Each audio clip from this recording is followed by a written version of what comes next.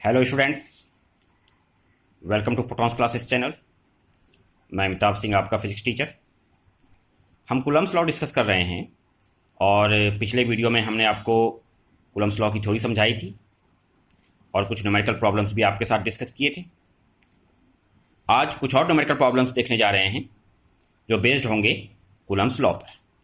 तो पहला न्यूमेरिकल आज का, 2 point charges plus 8.0 microcoulomb and minus 2.0 microcoulomb are placed at a separation of 20 centimeter from each other.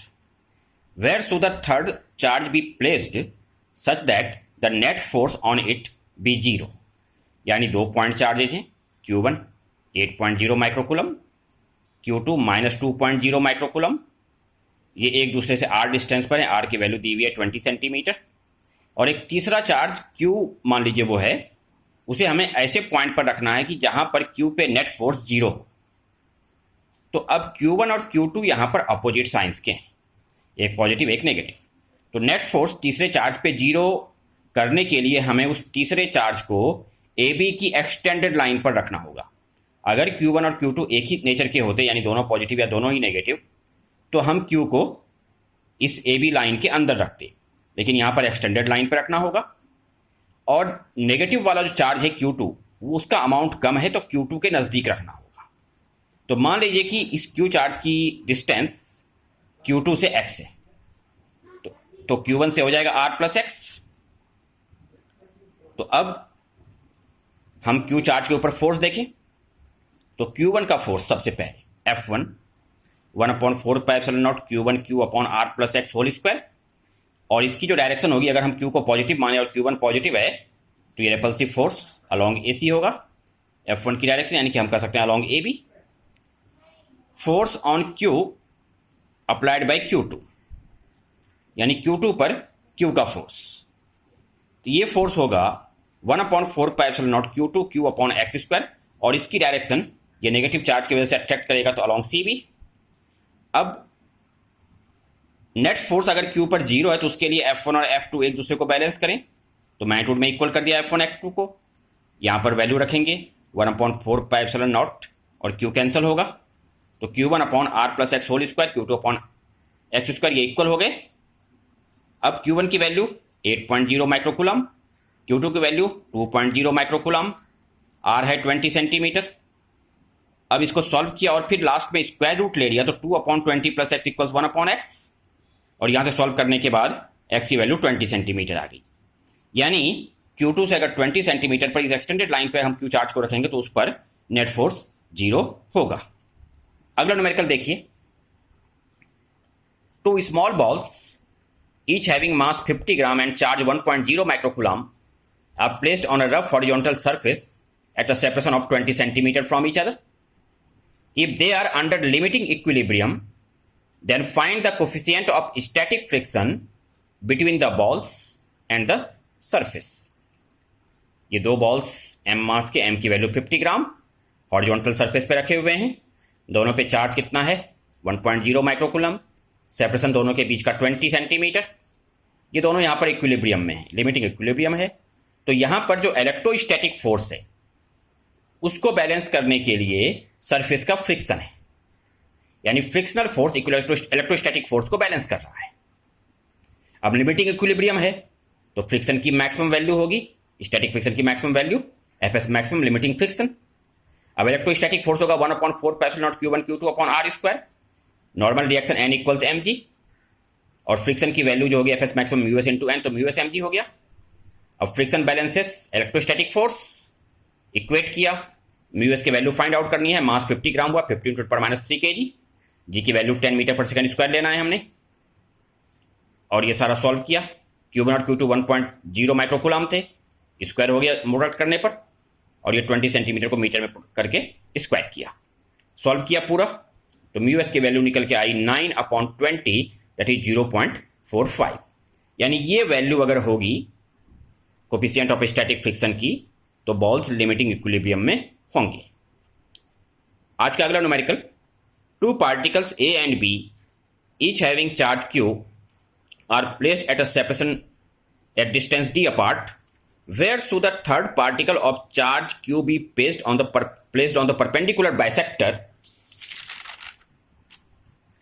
of AB so that it experiences maximum force?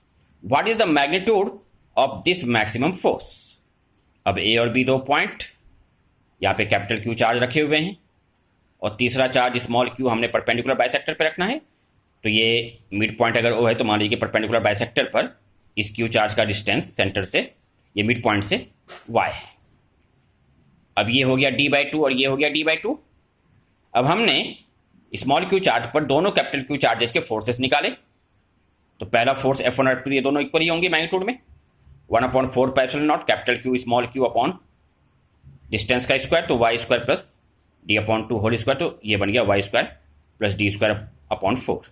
अब ये force आ गया F1 F2। F1 F2 के बीच में ये angle कितना होगा दोनों forces के बीच में? अगर ये थीटा है और ये थीटा है, ये हुआ 180 - 2 थीटा। तो इन दोनों F1 F2 के बीच में एंगल यहाँ पर 180 - 2 थीटा होगा। तो नेट फोर्स हो गया F equals √F1 square plus F2 square plus 2 F1 F2 cos 180 - 2 theta.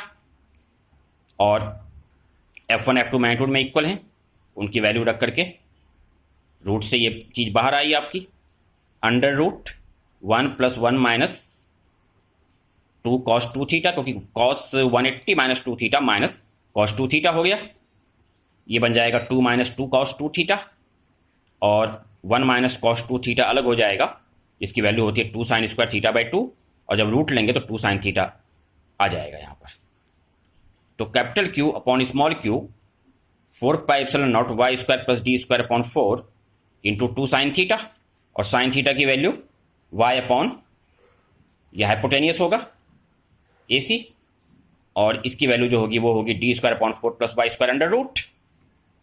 तो साइन थीटा की वैल्यू रखी और इसको रखने के बाद आ गया 2 capital Q small q y upon 4πε0 y square plus d square upon 4 whole to the power 3/2। अब f जब मैक्सिमम होगा तो उस वक्त df अपॉन dy 0 होगा, यानी कि f का derivative with respect to y 0 होगा। हमने ये वैल्यू तो यहाँ पर कांस्टेंट है एक तरह से, तो इसको तो वैसे ही हट जाएगा ये सारा। तो जब हम डिफ्रेंसिएशन को 0 के इक्वल करेंगे तो बेसिकली होगा y square plus D square upon 4 whole to the power 3/2 into 1 ऊपर वाले का derivative minus y3/2 y square plus D square upon 4 पे 1 हाफ पावर रह जाएगा, और फिर y स्क्वायर का डेरिवेटिव 2y इक्वल 0। ये डिफ्रेंसिएशन का फॉर्मूला है, उसके बेसिस पे हमने किया, सॉल्व किया, तो यहाँ से y इक्वल्स d अपॉन 2√2 आ गया। यानी परपेंडिकुलर बाइसेक्टर पर इतने डिस्टेंस पर फोर्स मैक्सिमम होगा स्मॉल q चार्ज पर, और उस फोर्स की जो वैल्यू होगी उसको निकालने के लिए y की वैल्यू हम यहाँ रखते हैं इस क्वेश्चन में। तो सॉल्व करने के बाद आएगा 4 capital Q small q upon 3√3 πε0 d square. ये मैक्सिमम वैल्यू ऑफ फोर्स आ गई। अब अगला न्यूमेरिकल आज का, a particle A having charge 5 × 10⁻⁷ coulomb is fixed on a vertical wall. A second particle B of mass 100 gram and having equal charge is suspended by a silk thread of length 30 centimeter from the wall. The point of suspension is 30 centimeter above the particle A. Find the angle of the thread with the vertical in equilibrium. ये O point जहां से इसको suspend किया गया, ए point पे एक particle suspended है 5 × 10⁻⁷ coulomb के चार्ज का। इस पॉइंट ऑफ सस्पेंशन का डिस्टेंस यहां से 30 सेंटीमीटर, और ये 30 सेंटीमीटर सिल्क थ्रेड, यहाँ पे दूसरा पार्टिकल बी, और ये वर्टिकल से मान लीजिए थीटा एंगल बना रहा है, हमें थीटा एंगल निकालना है। अब बी पर जो फोर्स लगेगा उसका वेट लगेगा, ए का इलेक्ट्रोस्टैटिक फोर्स लगेगा Fe, और एक टेंशन लगेगा थ्रेड का। अब जब बी इक्विलिब्रियम में होगा तो उस वक्त नेट फोर्स 0 होगा, तो electrostatic force Fe, tension T और वेट mg ये सब मिलकर के 0 हो जाएं। तो हमने ये अगर थीटा है तो ये होगा 90 - थीटा, ये हुआ θ/2। इस तरह से हमने पूरा इसको सॉल्व किया है आपके लिए, जैसे यहाँ पे 90 - θ/2 90 - θ/2 हो गई ये उस तरह से। अब हमने ये लाइन ली है x' जो थ्रेड के परपेंडिकुलर है, T के परपेंडिकुलर।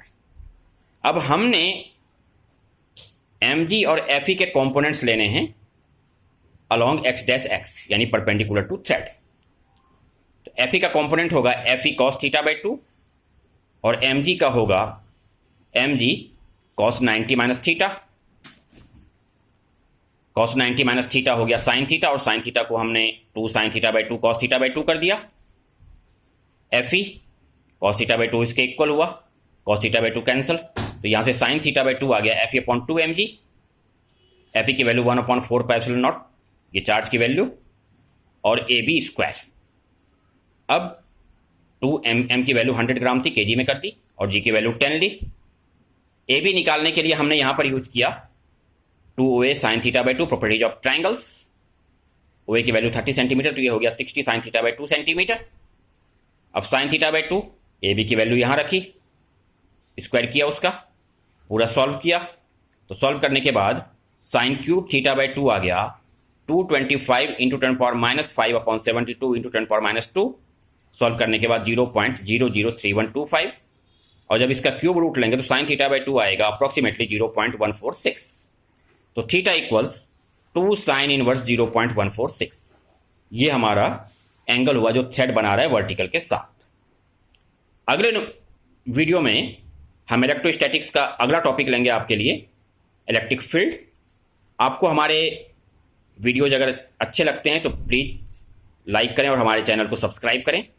और अगर आपके कुछ डाउट्स हो, कोई टॉपिक आप पढ़ना चाहते हो, तो वो भी आप कमेंट में हमें बता सकते हैं। Okay students, thank you.